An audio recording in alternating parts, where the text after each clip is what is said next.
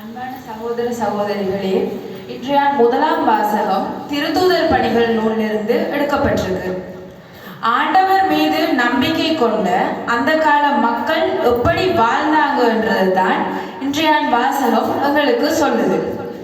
அதுலயும் முக்கியமா அவங்களோட ஆண்டவரோட இருந்த உறவை தாண்டி அடுத்த மக்களோட எப்படி ஒரு உறவை மேற்கொண்டாங்க என்றதுதான் இந்த வாசகத்துல நாங்க காணக்கூடியதா இருக்குது.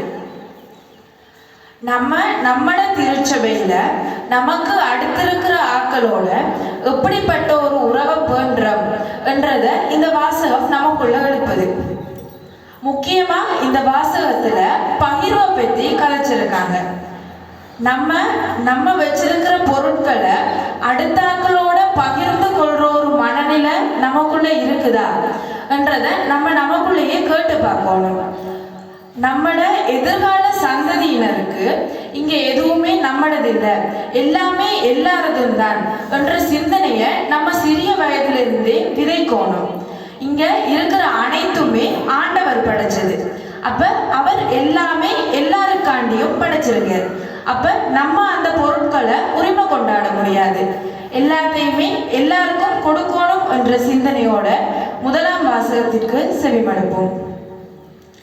திருத்தூதர் பணிகள் நூலிலிருந்து வாசகம்.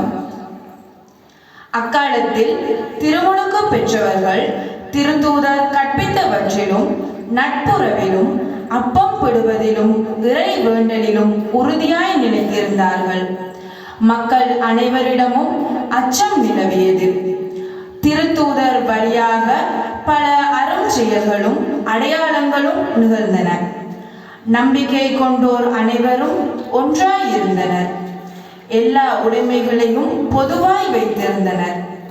நிலப்புலன்களையும் பிற உடைமைகளையும் உடையோர் அவற்றை விற்று அனைவருக்கும் அவரவர் தேவைகளுக்கு ஏற்ப பகிர்ந்தளித்தனர். ஒவ்வொரு நாளும் அவர்கள் ஒரே மனத்தோடு கோவிலில் தவறாது கூடி வந்தார்கள். பேருவகையோடும் எளிய உள்ளத்தோடும் வீடுகள் தோறும் அப்பத்தை பிட்டு உணவை பகிர்ந்து உண்டு வாழ்ந்தார்கள். அவர்கள் கடவுளை போற்றி வந்தார்கள். எல்லா மக்களுடைய நல்லெண்ணத்தையும் பெற்றிருந்தார்கள். ஆண்டவரும் தாம் மீட்டு கொண்டவர்களை நாள்தோறும் அவர்களோடு சேர்த்து கொண்டே இருந்தார். இது ஆண்டவர் வழங்கும் அருள்வாக்கு. இறைவனுக்கு நன்றி.